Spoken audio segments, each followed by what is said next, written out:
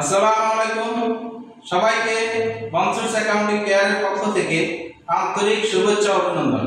আলহামদুলিল্লাহ, basic accounting foundation ক্লাসে আজকে অষ্টম ক্লাস ধারাবাহিক ক্লাসের অংশ হিসাবে আজকে আলোচ্য বিষয় হলো সমাপনী দাখিলা বা জাবেদা, ক্লোজিং এন্ট্রিজ এবং বিপরীত দাখিলা।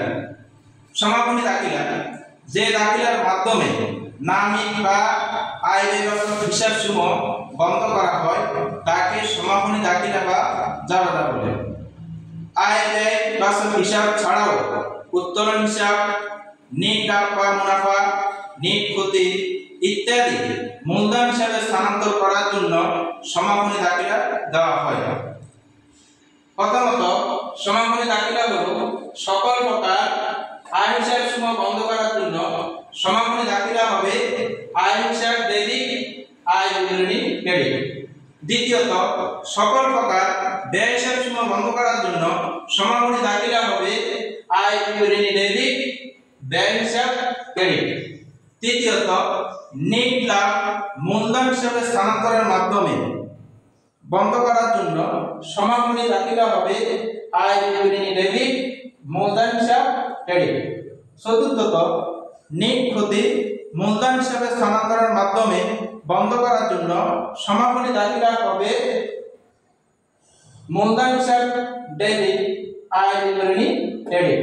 পঞ্চম, উত্তোলন হিসাব মূলধন হিসাবে স্থানান্তরের মাধ্যমে বন্ধ করার জন্য সমাপনী দাখিলা হবে মূলধন হিসাব ডেবিট, উত্তোলন হিসাব ক্রেডিট।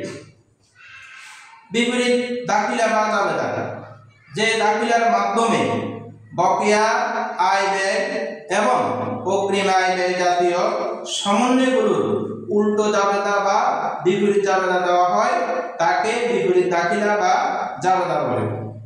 বিপরীত দাখিলা হিসাব চক্রের সর্বশেষ ও উচ্ছিক দাম যা পরবর্তী হিসাবকালে শুরুতে দেওয়া হয়।